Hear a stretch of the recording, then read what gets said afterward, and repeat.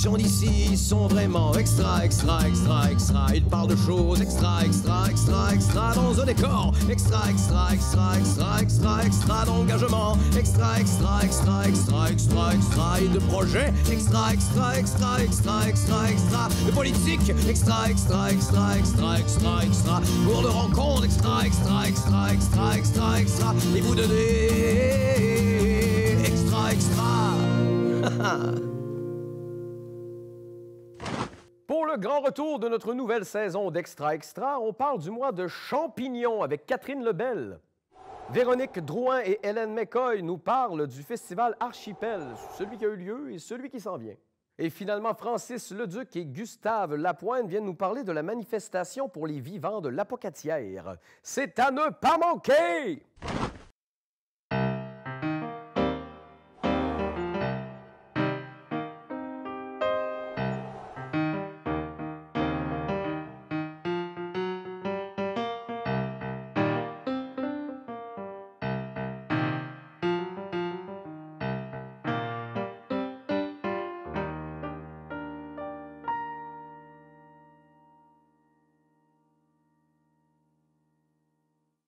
Bienvenue à Extra Extra. On est de retour cette année, cet automne. Donc, on commence avec le mois des champignons. Je suis avec Catherine Lebel, qui est chargée de projet mycologique à la MRC de Kamouraska. Bonjour, Catherine. Bonjour. Donc, les champignons, il y en a partout. C'est de plus en plus populaire, cette idée. On les voit arriver. Il y a des sentiers, il y a des festivals, il y a plein de choses qui se passent. Tout à fait. C'est en pleine effervescence, le mois du champignon au Kamouraska. C'est même la 9e édition cette année du mois du champignon et du festival des champignons forestiers du Kamouraska. Donc, en pleine ébullition, toutes sortes de choses à voir et à faire en septembre. Là, qu'est-ce qui se passe là, bientôt? Là? Qu'est-ce qui nous attend là, en ce moment? En fait, depuis le 1er septembre, le mois du champignon regroupe une cinquantaine d'entreprises dans le Kamouraska et même un peu plus large, c'est-à-dire de Saint-Jean-Port-Joli jusqu'à Rivière-du-Loup. Donc, on a étiré le terrain cette année pour inclure le plus d'entreprises possible, autant des restaurants que des boutiques qui mettent à l'honneur des champignons déshydratés ou transformés, puis des gens qui accompagnent les visiteurs dans des sentiers, comme vous avez mentionné, des visites guidées, des visites d'identification ou des ateliers de culture de champignons, par exemple. OK. Et là, ici, là, on voit, c'est le sentier, ça, qu'on a devant nous? Bien, ça, ici, c'est une carte du territoire. OK. Donc, comme je vous mentionnais, là, de Saint-Jean-Port-Joli jusqu'à Rivière-du-Loup, avec les villes où on retrouve des entreprises qui participent au mois du champignon. Puis on a ici toutes les entreprises là, qui mettent à l'honneur le champignon. Ça, on peut retrouver ça sur votre site Internet, j'imagine? On retrouve ça sur le site Internet, notre page Facebook et devant tous les commerces qui participent. Ah, OK, bon. Moi, je suis allée faire la grande tournée du mois du champignon. Et ce qui est intéressant, c'est qu'à chaque endroit où on fait une visite, où on achète un produit mycologique, on peut remplir un petit coupon bien simple là, pour participer au concours. OK. Qui nous donne une chance de gagner un forfait mycologique pour 2 personnes d'une valeur de 500 $. Oh, quand même. Le forfait, c'est une belle journée mycologique. Donc, randonnée guidée dans Moshland, la terre des champignons, à Saint-Bruno-de-Kamouraska. Ensuite, c'est un souper gastronomique chez Côté Est à Kamouraska. Et puis, finalement, une nuit dans un refuge à Lébranché. Oh, quand même. C'est un beau trip à venir. Un beau trip mycologique. Et il se passe quelque chose aussi. Nous, on est à Saint-Pascal. Je crois que tout près, on a justement le spot, si je comprends bien. Oui, bien, vers la fin du mois de septembre, en fait, du 20 au 22 septembre, dans le cadre du mois du champignon, il y a le Festival des champignons forestiers. Ça fait 3 ans qu'il était à Saint-Alexandre de Kamouraska, puis cette année, il se rapproche donc à Saint-Pascal. On pense que ça va attirer une clientèle un peu différente, autant les tripeux de champignons que les passants ou les gens qui sont curieux, qui ont envie de venir voir ce qui se passe. Puis, ce qui est le fun, c'est qu'on en a vraiment pour tous les goûts. Autant des formations d'experts qui sont vraiment très pointilleuses sur les mycomatériaux et la culture des champignons à l'intérieur, oui, ou encore des conférences gratuites sur l'avancée biotechnologique des champignons en ce moment, ou de la culture, la cueillette des champignons. On a également une journée plus de cuisine du champignon forestier, accord champignons et vin, et puis infusion de champignons pour faire des breuvages. Okay. Donc vraiment, on va dans toutes les directions cette année pour essayer de plaire à la plus grande population possible. Parce que là, ce qu'on comprend, c'est que oui, c'est bon, les champignons, oui, c'est le fun, on est dans un beau coin pour en cueillir, mais ça va beaucoup plus loin que ça, finalement. Le champignon peut être utilisé dans des tonnes et des tonnes de shows. Oui, autant du côté artistique. Donc aussi au festival, on va avoir beaucoup d'artistes qui utilisent le champignon ou qui s'inspirent de la nature ou de la mycologie dans leur art, mais également au niveau des biotechnologies. Donc on a Bioptère qui va être présent, qui va nous parler de toutes les avancées de leur projet de recherche à l'usine de biotechnologie de Bioptère, et puis également le développement des mycomatériaux. Donc qu'est-ce qu'on peut faire en matériaux En champignons. en champignons. C'est OK. vraiment très, très intéressant. OK. Fait que là, éventuellement, on va peut-être voir des planches de champignons puis des chandails de champignons, là, finalement. Des chandails, ça peut être peut-être un isolant, Oui, peut-être oui. Au niveau acoustique, il y a peut-être quelque chose d'intéressant à faire avec ça. Donc, en tout cas, pour les curieux, je vous conseille de venir voir Mais- toutes les activités qu'on a au festival. Qu'est-ce qui s'est passé pour que la région soit maintenant aussi... mettre de l'avant à ce point cet aliment?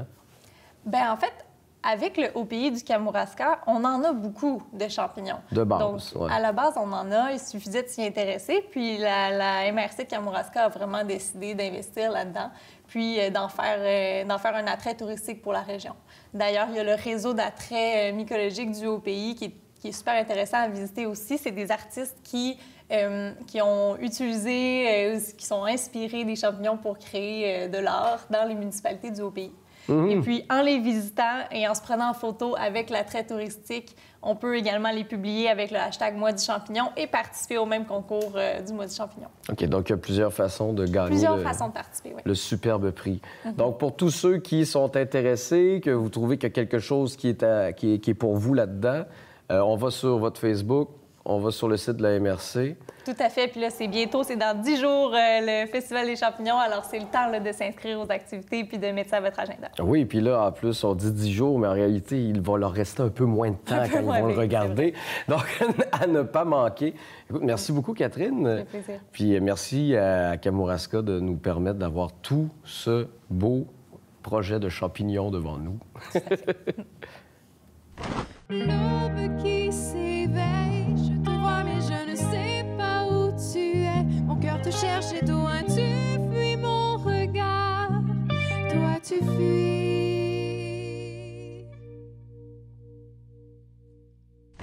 Je suis avec Véronique Drouin et Hélène McCoy. On parle du Festival Archipel. Bonjour, mesdames. Bonjour. Le Festival Archipel s'est passé cet été. Donc, nous, malheureusement, on n'était pas là cet été. Donc, avec du recul, comment ça a été? Est-ce que c'est une grande réussite? Est-ce que ça vaut la peine de continuer la chose? Ben, vous avez manqué de quoi? Ben oui. On vous attendait. Oui. Tu. Ben, on a annoncé notre 3e édition déjà. Fait que d'habitude, ça bon augure signe. bien. C'est bon signe. Donc, on a annoncé nos nouvelles dates pour 2025. On est vraiment très, très... On est dans les préparatifs pour l'été prochain, la programmation. Qu'est-ce qu'on veut? Est-ce qu'on change des choses? Est-ce qu'on garde la même formule? Donc, on est dans cette réflexion-là présentement. Puis, quand même bien avancé. Oui, bien, il y a Oui. beaucoup de coups de téléphone puis de courriels qui ont été envoyés pour s'assurer d'avoir les groupes ou les personnes ou les artistes qu'on veut vraiment, vraiment beaucoup avoir. Fait que je dirais que ça avance Oui. même très bien Oui. pour la prochaine. Oui, Mais d'accord. ta question portait plutôt sur l'édition qu'on vient de passer. Oui, c'est ça. Oui, Est-ce que, c'est ben, j'imagine que c'est aussi de ça qu'il y a des incontournables que vous voulez absolument avoir. Là. C'est qu'il y a des choses qui ont très bien été cette année, entre autres. Ben, c'est sûr que là, ce qu'on se dit, c'est qu'on doit être dans une phase de croissance qui est intelligente parce que là, cette année, donc en 2024, on a quand même connu, on a triplé en fait l'achalandage de la première édition. Donc, on a accueilli, c'est beaucoup, on a accueilli à peu près 3000 personnes sur, je dirais, 3 jours et demi là, de festivités. On a eu vraiment des très, très bons commentaires. Les gens ont vraiment aimé ça. On a quand même, tu sais, on a des spectacles qui sont à plus grand déploiement avec des noms plus connus. On a d'autres performances qui sont plus intimes avec des artistes dont on entend moins le nom, mais ça fait un équilibre qui est vraiment intéressant pour les spectateurs et spectatrices parce qu'il y a plein de moments où tu te dis que tu assistes à quelque chose qui est unique dans un lieu unique avec pas trop de gens autour de toi. Puis d'un autre côté, bien, Par exemple, le vendredi soir, où on a accueilli Claude Pelgag à l'église de Kamouraska, bien, avec 400 personnes, on se sent moins dans une toute petite micro...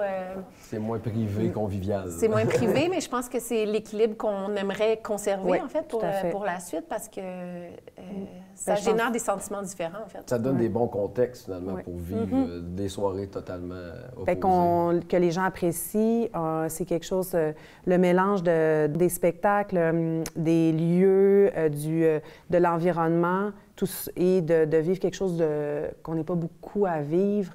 Je crois j'ai comme, là, il n'y a pas de recherche là-dessus. Mon feeling, que c'est quelque chose que les gens recherchent de plus en plus dans l'expérience événementielle. C'est rendu que ça fait autant partie. Les gens vont s'acheter des passeports d'Archipel. On les a vendus cette année encore au complet. Là, on a quand même une limite de passeports.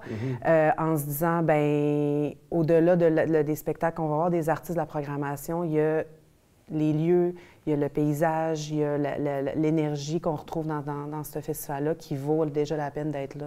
Et ensuite, on se laisse aller à des découvertes ou des têtes d'affiche aussi plus connues. Donc, ce mélange-là, on va garder ça. C'est comme si notre deuxième année a un peu cristallisé l'idée qu'on avait la première année. Donc, là, c'est de conserver ce filon-là puis de le bonifier. Là.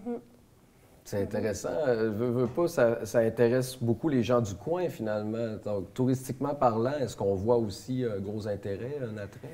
Bien, je pense que ce qui est une belle réussite pour nous, c'est justement d'avoir, je dirais, on n'a pas encore calculé ça, mais je crois qu'on a plus de 50 de l'achalandage qui est des gens du Kamouraska ou du Bas-Saint-Laurent. Fait que ça, c'est super parce que c'est sûr que générer, ou en tout cas créer un événement de relativement grande ampleur en juillet dans notre région qui est déjà très touristique, bien, on avait quand même une certaine crainte qui était celle d'attirer juste des gens de passage puis de ne pas avoir l'impression de travailler pour notre communauté immédiate. Puis je pense que ça, c'est un défi qui est bien relevé. Là, on a eu vraiment une belle participation des gens de la région, fait que ça, c'est super.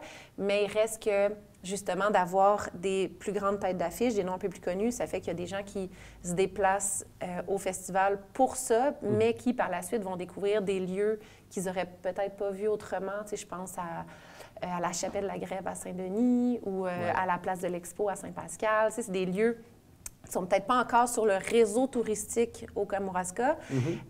Puis donc, d'avoir des plus gros noms qui font venir des gens qui, eux, ensuite découvrent, puis découvrent à échelle humaine d'autres lieux, d'autres personnes, d'autres artistes. Je pense que ça fait un mélange qui est vraiment intéressant. Puis ça aussi, c'est comme s'il y avait on fait comme naturellement, en fait, une espèce de sélection dans les gens qui finalement se présentent au festival, des visages qu'on ne connaît pas ou des gens qui viennent de l'extérieur. Fait qu'il y a comme un mélange qui est vraiment, vraiment intéressant. Qu'est-ce qui vous a porté à vouloir installer ce festival-là? Il y a plein de versions. Réponse, il y a plein de versions. Il y a du potin derrière ça. On peut commencer par la vraie version, puis après... On peut y aller avec la version de moi, je cogne à la porte du Centre d'art puis je leur dis avez-vous une job pour moi parce que je veux vraiment travailler avec vous. C'est la vérité. La vraie version, c'est quand même culotté, c'est bien. Oui et non, parce qu'Hélène avait tellement déjà d'expérience dans l'événementiel puis dans des organismes qui s'apparentent au Centre d'art en termes de taille ou de rayonnement. Fait que c'est vrai que la première fois qu'elle est venue me voir... C'était ça, mais j'avais pas l'idée d'un festival. Non, mais on a comme, en fait, pas eu le choix parce que moi, ce que je lui avais dit à ce moment-là, c'était, bon, je regarde mon budget de l'année puis j'aurais pas assez d'argent pour te payer, te verser un salaire. Fait que je dis, il faudrait qu'on génère une nouvelle activité ou un nouvel événement pour lequel on pourrait aller chercher, par exemple, des nouvelles sources de financement auxquelles on ne touche pas actuellement parce qu'en ce moment, je dirais que nos revenus publics sont assez saturés. Fait que je peux pas... Si j'ajoute quelqu'un à l'équipe, il faut qu'on ajoute une activité différente. Puis là, elle a dit, ça tombe bien. Oui, tu me dis, mais là, tu fais quoi? C'est quoi ton expérience? Je dis, mon expertise, c'est en événementiel. Puis justement, juste avant, quand je travaillais à Montréal, pendant la pandémie, j'avais j'avais pas réussi à le faire, évidemment, comme plein d'événements, mais proposer une idée tu sais, que plein de gens prennent partout au Québec, là, on n'invente rien ici, mais de festivals qui visitaient des lieux historiques d'un quartier pour faire découvrir. Moi, je restais dans Hochelaga Maisonneuve, puis je voulais faire découvrir aux gens qui avaient un patrimoine hyper important dans Hochelaga Maisonneuve et d'amener un mélange entre le patrimoine et les artistes locaux. Donc, des spectacles dans une ancienne bibliothèque, dans un ancien bain public, tous des endroits comme ça. Et j'avais pas eu la chance de le faire comme j'avais envie. Puis j'avais juste glissé cette idée-là à Véro, puis elle était comme, ben c'est parce qu'on a le lieu extrêmement parfait pour ça. Fait que on est parti comme ça pas mal, mais tu sais, je dirais que l'idée du festival, c'est vraiment l'idée de faire quelque chose de ce type-là est arrivée là, mais Archipel, ça s'est fait en équipe, puis on a vraiment, rapidement, on s'est dit, OK, pas juste de la musique. Tu sais, on veut les arts vivants, on veut toucher à toutes les disciplines. Oui, on a des artisans, on a de la bonne bouffe. Oui, puis tu sais, à ce moment-là, c'était donc en 2022. Oui. Tu sais, je dirais que la pandémie se terminait. Puis, tu sais, l'idée, en effet, on s'est dit, bon, mais pas uniquement de la musique, parce qu'il y en a beaucoup de festivals qui ne font que de la musique, puis c'est vraiment, vraiment correct. Mais on sentait un besoin vraiment grand de lâcher le virtuel, en fait. Oui. De faire des trucs en vrai, puis de générer, tu sais, l'espèce de le sentiment de groupe, de foule, tu sais, dans certains événements, tu ressors puis tu dis, tu y penses encore pendant des semaines, des mois, parce qu'il y a eu un contact humain qu'on avait vraiment, vraiment perdu. Fait qu'on s'est dit, musique, oui, mais on va aller comme, tu sais, au Bossa-Nova, il y a tellement d'artistes, il y a tellement de talents dans différents domaines qu'on s'est dit, il faut élargir pour générer des moments uniques comme ça, mais à l'image de notre région. Puis, tu sais, même le fait des lieux patrimoniaux, ça vient de ça aussi. Quand on déconstruit une salle on oublie la salle de spectacle, le stage, la distance qu'il y a avec le public, les lieux inusités, bien, tout ça, c'est hyper important, je pense, pour se sentir connecté aussi. Puis le festival est aussi hyper accessible au niveau des prix et plein d'événements gratuits, plein de spectacles. Un festival de proximité, finalement, c'est le fun pour ça. Bien, écoutez, les filles, on pourrait en parler très longtemps, mais malheureusement, on n'a déjà plus de temps. Merci beaucoup d'être venus. Donc, Festival Archipel, de retour l'an prochain pour ceux que ça intéresse. À suivre, bien entendu. Merci. Merci. Merci. Ooh, girl, you're shining like a Fifth Avenue diamond, but they don't make you like they used to. You're never going out of style. Ooh, pretty baby, this world might have gone crazy. The way you suit me, who can blame me? When I just wanna make you smile, I wanna feel you like Michael. I wanna kiss you like Prince. It's getting on like Marvin Gaye, like Hathaway. I just don't feel you like this. You're over my head, I'm out of my mind, thinking I was born in the wrong time. One of a kind, living in a world gone plastic. Baby, you're so classic. Yeah, baby, you're so classic. Baby, you're so classic. Je suis avec Gustave Lapointe ainsi que Francis Leduc. Bonjour, messieurs. Bonjour. Aujourd'hui, on parle d'une manifestation pour les vivants, c'est ça? Tout à fait. C'est à la suite de celle pour la vie de l'an dernier. Est-ce qu'on est dans le même concept? Ben oui, exactement. Comme l'an dernier, c'était la première fois qu'on la faisait. Là, en fait, c'est la deuxième édition de la manifestation pour les vivants. Justement, c'est jeudi, le 26 septembre, qu'on fait ça. C'est avec le comité Vertige du Cégep de la Pocatière, qui est le comité environnemental, dans le fond. Puis, voilà. À 5 heures. À 5 17 heures, donc. Et qu'est-ce qu'on va retrouver là-bas? Les gens, on leur demande de faire quoi? De se présenter, de venir avec slogan, pancarte, on fait du bruit. En quoi consiste la manifestation? Hein? Les pancartes, on va les faire, on va en préparer d'avance. Si les gens arrivent avec leurs pancartes, tant mieux. Ça ferait beaucoup de... Plus qu'on s'imagine, mais ça serait génial. Mais oui, faire du bruit, c'est un peu ça l'activité. On aimerait ça, faire venir la Batucada cette année, donc le Mississippi Sound System de Saint-Germain. Ça, c'est notre gros objectif. Donc, le bruit, la musicalité, ça attire les gens, ça attire ça met l'ambiance beaucoup. Là. Oui. Donc, ça, c'est le gros objectif de l'année. Sinon, ben, on va parler un peu, Francis et moi, au début de la manifestation, expliquer aussi le pourquoi du comment, comme un peu aujourd'hui, plus en détail. Puis c'est comme une forme de happening un peu aussi, là, de cette conscience-là autour de la protection des milieux naturels dans la région. Fait que c'est plus que... L'idée, c'est de faire plus qu'un groupe d'étudiants, mais aussi un groupe de citoyens. Oui. Donc, il y a ça aussi. Donc, c'est ouvert à la population de la Pocatière. En fait, on encourage la population des environs à venir s'ajouter. Oui, c'est ça. Ils ne sont pas méchants, les étudiants, en fait. Mais c'est intéressant quand même. En plus, je pense que vous êtes dans un secteur où la population a une oreille attentive quand même à vos objectifs. Si on peut leur rappeler, qu'est-ce qu'il y a comme but derrière cette manifestation-là? On avait déjà travaillé beaucoup là-dessus l'année passée. Fait que là, cette année, c'est plus, on met plus l'emphase sur que ça montre, que l'activité prenne de l'ampleur. Oui. Mais l'année passée, on avait travaillé beaucoup là, à écrire des dossiers. Puis là, l'idée, c'était c'est de protéger les milieux naturels. Là, on travaille beaucoup sur la Pocatière, puisque c'est notre zone d'action. Oui.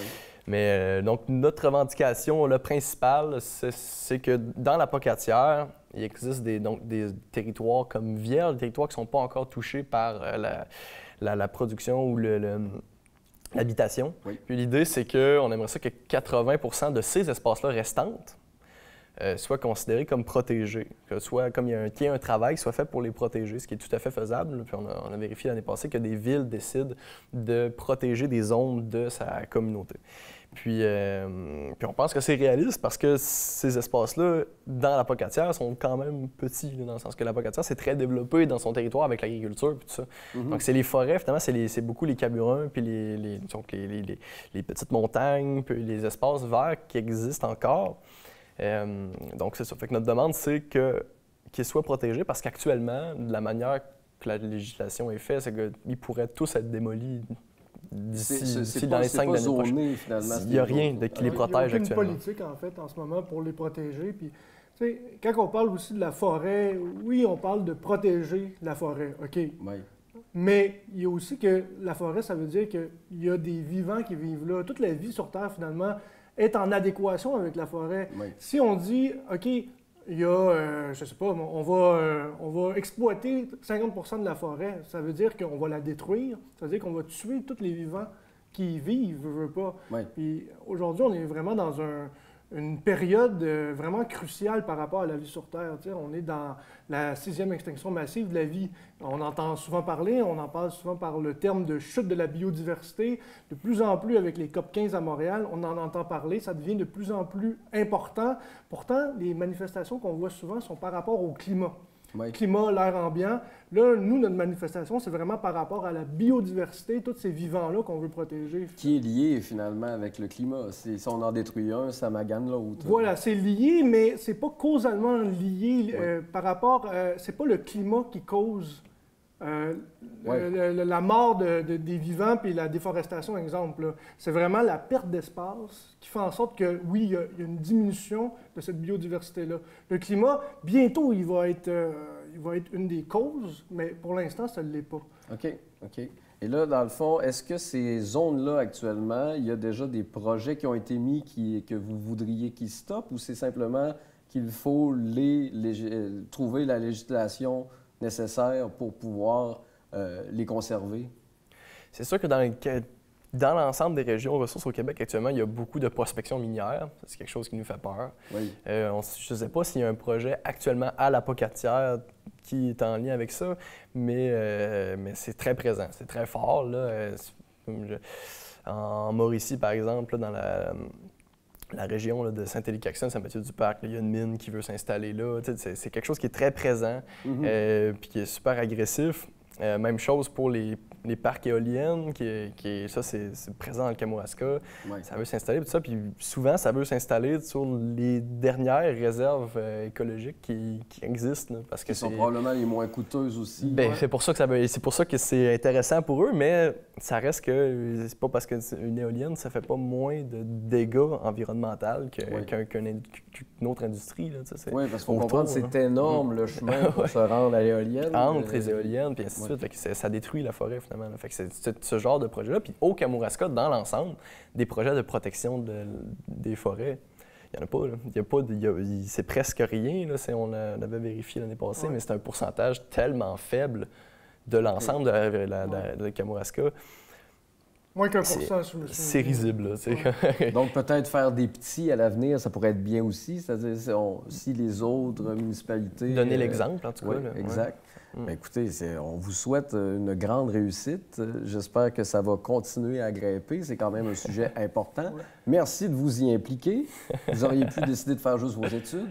Donc, si on veut revoir date ou information, est-ce qu'on peut vous suivre sur Internet quelque part ou du Cégep de la Pocatière? Oui, Cégep de la Pocatière, en fait, il y a une page aussi, c'est le comité Vertige du Cégep. C'est une page publique que tout le monde peut aller adhérer à cette page-là, liker, en fait, là. Oui. Donc, on a fait un événement dessus où que toute l'information est là. Donc, pour le répéter, c'est jeudi le 26 septembre, qui est dans 2 semaines, ou en fait dans 1 semaine. Oui, c'est ça. Puis, c'est à 15 h. Donc, c'est devant le Cégep de la Pocatière, facilement. Dur à manquer. Dur à manquer, c'est ça. C'est un rendez-vous. Merci beaucoup, les gars. Merci, merci à toi. C'est fini. That's it? Oui, hey, ça a très bien été, ça. Belle entrevue qui a duré pile d'un temps en plus. Ah ouais, bon, magique. Parfait.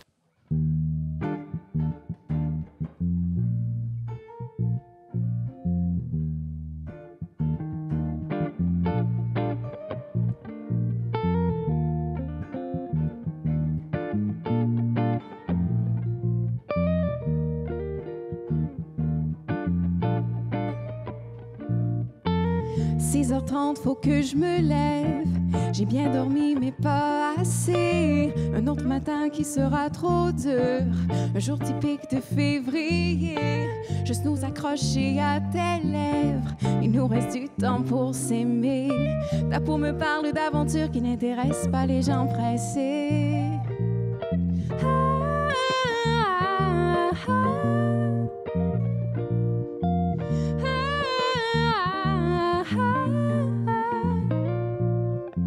Nos heures ont un goût de framboise, le doux parfum d'un café, l'ivresse de vouloir vivre plus fort, l'urgence de ne pas s'arrêter. Et comme une craie sur de l'ardoise, le temps effrite les gens pressés. Nous on sera encore en retard, on a pris trop de temps pour rêver. On s'en calisse-tu un deux? On s'en calisse-tu à deux? On peinturera nos corps, on chatouillera nos couleurs. Avec du bleu et de l'espoir, on dansera sur les lignes, funambules sur notre vie.